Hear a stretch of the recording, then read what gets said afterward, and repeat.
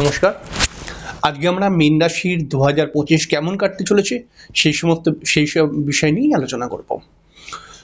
খুব গুরুত্বপূর্ণ অনুষ্ঠান। আপনি যদি মীন রাশির মানুষ হন তাহলে পারে অবশ্যই অনুষ্ঠানটিকে সম্পূর্ণ দেখবেন।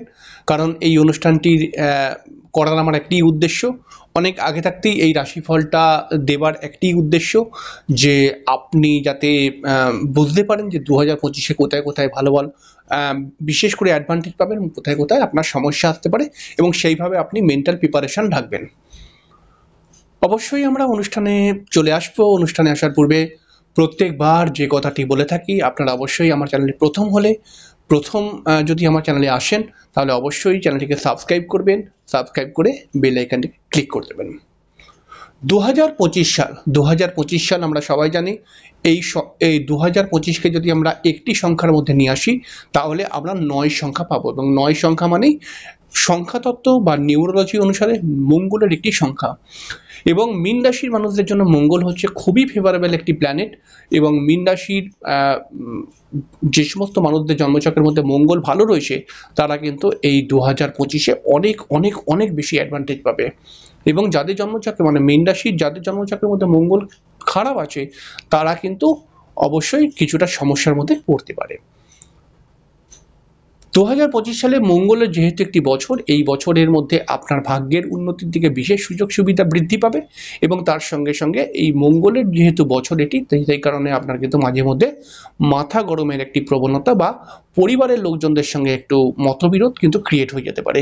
আপনার পিতার বা আপনার বাড়ির বয়স্ক ব্যক্তিদের কিছু স্বাস্থ্য হানি হতে পারে এবং তার সঙ্গে সঙ্গে যেহেতু এই বছরটি মঙ্গলের বছর, সেই কারণে কিন্তু আমি বলবো যে অবশ্যই খুব বুঝে শুনে মানুষের সঙ্গে কথাবার্তা বলবেন। কথার দ্বারা কিন্তু আপনার শত্রু তৈরি হতে পারে বা আপনার সঙ্গে বাদ বিতর্কতা ক্রিয়েট হয়ে যেতে পারে। যেহেতু এই বছরটি অর্থাৎ ২০২৫ বছরটি মঙ্গলের একটি বছর, সেই কারণে কিন্তু আপনি আর্থিক উন্নতির জন্য বেশ কিছু সুযোগ সুবিধা পাবেন। তবে শুধু এই মঙ্গলকে দেখেই বিচার করলে হবে না, আরও দেখতে হবে যে আকাশের গ্রহগত ট্রানজিট অর্থাৎ বড় বড় প্ল্যানেটরা কিন্তু বার্ষিক রাশিফলকে কিন্তু পুরোপুরি কন্ট্রোল করে। আপনার জন্মচক্রে যদি চন্দ্র প্রভাবিত হয় তাহলে পরে এইটুখানি ডেফিনেটলি জানবেন যে আমি যে কথাগুলি বলবো সেই কথাগুলো অবশ্যই আপনার জীবনের সাথে মিলবে।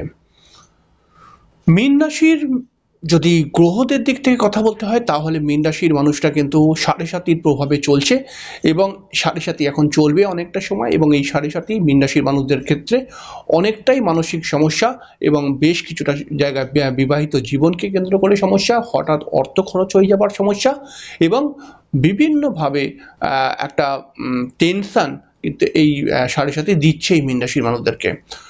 মীন রাশির জন্য কুম্ভ রাশির মধ্যে শনি রয়েছে। কুম্ভ রাশির মধ্যে শনি থাকলে পারে অবশ্যই মীন রাশির একটি ৭.৭ তো শুরুই হয়ে গেল। তবে শনিটা কিন্তু কম বেশি ২০২৫-এর কিন্তু ৩১শে মার্চ অবধি কিন্তু কুম্ভ রাশির মধ্যে থাকবে। তারপরে কিন্তু মীন রাশিতে শনিটা প্রবেশ করে যাবে এবং এই কুম্ভ রাশির মধ্যে শনি থাকাকালীন যেহেতু রাশির দ্বাদশ ঘরের মধ্যে শনি রয়েছে, সেই কারণে কিন্তু আপনাদের ঘুমের ব্যাঘাত ঘটতে পারে, আপনাদের শয্যাসুখ হানি হতে পারে, হঠাৎ শারীরিক সমস্যা, কোমর হাত পায়ে ব্যথা এগুলো কিন্তু ক্রিয়েট হতে পারে। কিন্তু ২০২৫ ৩১শে মার্চের পর থেকে শনি মীন রাশির মধ্যে প্রবেশ করবে এবং তখন থেকে কিন্তু আপনি একটা নতুনভাবে চন্দ্র শনি যোগ ক্রিয়েট হবে। এর ফলে কিন্তু ৭.৭-র যে এফেক্ট তাতে কিন্তু আপনি ডিপ্রেশনের শিকার হতে পারেন। অবশ্যই আর্থিক উন্নতির জন্য বেশ কিছু সুযোগ সুবিধা সব মীন রাশি নয়, যাদের যে সমস্ত মীন রাশির জন্মচক্রে শনি ভালো রয়েছে তারা কিন্তু অবশ্যই ভালো ভালো সুযোগ সুবিধাও পাবে, কর্মের উন্নতির জন্য বেশ কিছু সুযোগ সুবিধা পাবে। তবে ৭.৭ চলার জন্য আপনার যে কোনো কাজের ক্ষেত্রে কিন্তু কাজটি বিলম্ব হতে পারে বা দেরি হতে পারে বা ডিলে হয়ে যেতে পারে। বৃহস্পতি, আপনি নিশ্চয়ই জানেন যে বৃহস্পতি কিন্তু এই মুহূর্তে রাশির ঠিক তৃতীয় স্থানে বৃষ রাশির মধ্যে অবস্থান করছে এবং কম বেশি কিন্তু ১৫ই মে অবধি বৃহস্পতি বৃষ রাশির মধ্যেই থাকবে এবং বৃষ রাশিটি হচ্ছে রাশির মীন রাশির জন্য তৃতীয় স্থান। এই তৃতীয় স্থানের মধ্যে বৃহস্পতি থাকার জন্য বৃহস্পতির কিন্তু অবশ্যই তৃতীয় স্থানের মধ্যে যখন থাকে তখন কিন্তু সরাসরি আপনার সপ্তম স্থানের মধ্যে দৃষ্টি দেয় এবং তার সঙ্গে সঙ্গে আপনার কিন্তু নবম স্থানের মধ্যেও বৃহস্পতির দৃষ্টি পড়ে। এর ফলে কিন্তু আপনাদের বিবাহিত জীবনে কিছু বন্ডিং প্রবলেম থাকলেও বিবাহিত জীবন কিন্তু মোটের ওপর চলবে এবং আপনার ভাগ্য উন্নতি বা যারা আউট অফ স্টেটে কাজকর্ম করছেন তাদের ক্ষেত্রে উন্নতির বিশেষ যোগ রয়েছে। এবং যে সমস্ত মানুষরা মোটামুটি দেখা যাচ্ছে যে শিক্ষকতা বা পড়াশোনা কেন্দ্র করে লাইনের মধ্যে রয়েছেন, জ্যোতিষ বা তন্ত্র সংক্রান্ত লাইনে রয়েছেন, কাজকর্ম করছেন, তাদের ক্ষেত্রেও কিন্তু বিশেষ উন্নতির যোগ 2025-এর 31শে মার্চ এই 19শে মে অবধি কিন্তু থাকবে। তবে 19শে মের পর থেকে বৃহস্পতি কিন্তু আপনাদের ঠিক রাশির চতুর্থ ঘরের মধ্যে চলে যাবে। এই চতুর্থ ঘরের মধ্যে চলে যাওয়ার ফলে আপনাদের কিন্তু মনের ইচ্ছা পূরণ হওয়ার একটা সম্ভাবনা বৃদ্ধি পাবে। আপনি এখন থেকেই প্রিপারেশন রেখে রাখুন, আপনার মনের কিন্তু একটি ইচ্ছা এই বৃহস্পতি 4th হাউসে গিয়ে পূরণ করবেই করবে এবং তার সঙ্গে সঙ্গে আপনার কর্মের বিশেষ বিশেষ বিশেষ উন্নতি দেখতে পাওয়া যাবে।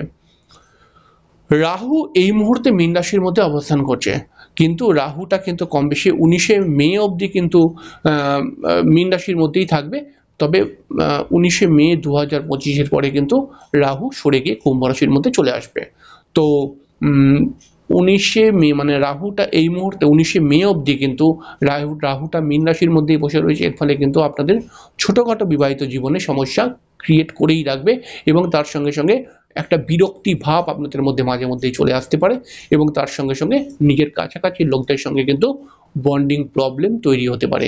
তাই সেই দিকটা কিন্তু সতর্কতার সঙ্গে আপনাকে চলতে হবে, আপনাকে খেয়াল রাখতে হবে এবং খুব বুঝে শুনে এগোতে হবে। তবে 2025-এ 19শে মের পরে রাহু সরে যাবে, তখন কিন্তু মীন রাশির মানুষরা অনেকটাই রিল্যাক্স ফিল করবে। দেখুন, শনির 7.5 নিয়ে যে ভয়াবহতাটা ক্রিয়েট হয়েছে বা অনেকে বলছেন যে মীন রাশির 7.5 চলে আসলো বা অনেকটা ভয়ের ব্যাপার, তো সেই ক্ষেত্রে কিন্তু ভয় না পেয়ে শনিকে বুঝতে হবে। আপনি যদি নিজের দায়িত্ব, নিজের কর্তব্য এবং নিজের কর্মের প্রতি সক্রিয় থাকেন তাহলে পরে কিন্তু শনির 7.5-এর খুব একটা নেগেটিভ ফল আপনি পাবেন না। হ্যাঁ, কোনো সময় ডিপ্রেশন আসতে পারে।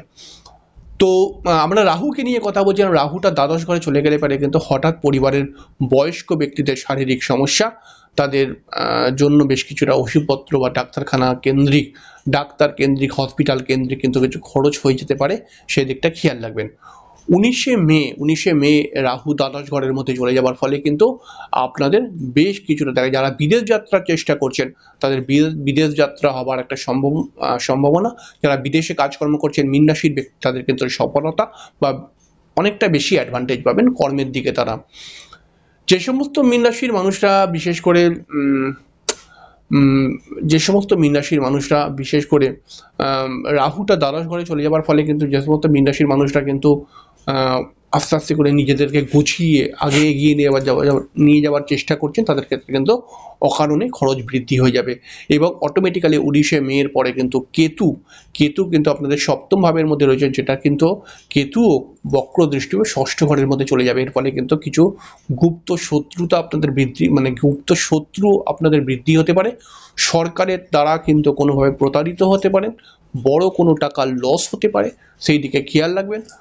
আর রাহুটা এই মুহূর্তে তো মীন রাশির মধ্যে রয়েছে। আর একটা কথা বলা হয়নি যে share market, lottery, stock market, এই যে সমস্ত জায়গা থেকে পয়সা ইনকাম হয়, হ্যাঁ, তো সেই জায়গায় কিন্তু খুব বুঝে শুনে আপনারা কিন্তু এই সমস্ত লাইনে যাবেন। লটারি খেলবেন বা স্টক মার্কেট বা শেয়ার মার্কেটের সঙ্গে যদি কানেক্ট থাকেন তাহলে খুব বুঝে শুনে কিন্তু এগোবেন। আসলে 2025টা বলতে চাইছি, 2025-এ কিন্তু অনেকগুলো অ্যাডভান্টেজ রয়েছে। আরও ছোট আরও আমি মাসিক রাশিফল করে 2025 থেকে আরও ক্লিয়ার করব যে কোথায় কবে মাসের কোন সময়ে আপনার অ্যাডভান্টেজগুলো আসবে। তবে 2025-কে যদি আমরা এক নজরে দেখি, অবশ্যই 7.5-এর কষ্ট তো রয়েছে, তবে হাজার কষ্টের মধ্যিখানে যদি আপনি বুঝে শুনে চলেন, যদি আপনার কথাবার্তা আপনার মাথাকে ঠান্ডা রাখেন এবং ভালো করে মানুষের সঙ্গে কথা বলেন, যদিও বা আপনি খুবই ভালো করেই কথা বলতে পারেন, তাহলে পারে কিন্তু খুব বড় সমস্যা কিন্তু আপনার ক্ষেত্রে আসবে না। বিশেষ করে 2025-এ কিন্তু আপনার মধ্যে অলসতা বোধ এবং আপনার মধ্যে ওভার কনফিডেন্স মাঝে মধ্যে চলে আসতে পারে, যার ফলে আপনি ক্ষতিগ্রস্ত হতে পারেন। সেই দিকটা আপনাকে সাবধান থাকতে হবে। এর সঙ্গে সঙ্গে 2025-এ কিন্তু আপনার পরিবারের মধ্যে মাঙ্গলিক অনুষ্ঠান ক্রিয়েট হতে পারে, তবে পরিবারের লোকজনদের সাথে খুব বুঝে শুনে কথাবার্তা বলবেন, নইলে কিন্তু সমস্যায় আপনিই পড়তে পারেন। এছাড়াও কিন্তু মাসিক রাশিফল করে আরও আমি বিস্তারিতভাবে বলবো যে আসলে কোন কোন মাসগুলো, মানে প্রত্যেক মাসেরই রাশিফল করব, সেই সময় আমি বলতে পারবো যে প্রত্যেকটি মাস এবং সেই মাসের বিভিন্ন তারিখ ধরে ধরে যে সেগুলো কিরকম যাবে আপনার। অবশ্যই চ্যানেলটিকে সাবস্ক্রাইব করে বেল আইকনটা ক্লিক করে দেবেন এবং মেন্টাল প্রিপারেশন রাখুন যে খুব বুঝে শুনে মীন রাশির কিন্তু 2025 এগোতে হবে। যদি সে খুব বুঝে শুনে এগোতে পারে, আবেগী সিদ্ধান্ত যদি না নেন, আপনারা অবশ্যই 2025 যতই যে বলুক যে খারাপ সময়, কিন্তু তবুও কিন্তু আপনারা আশার আলো দেখতে পাবেন এবং আপনাদের জীবনে কিন্তু নতুন সকাল হবেই হবে এবং আপনারা অবশ্যই লাভ পাবেন 2025-এ। যাই হোক, এখানেই শেষ করলাম, খুব ছোট্ট করে আলোচনা করলাম।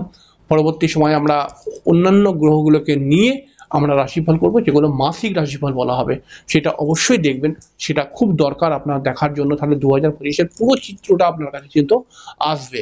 যাই হোক, এখানে শেষ করলাম, পরের দিন দেখা হবে। নমস্কার, ভালো থাকবেন, শুভরাত্রি।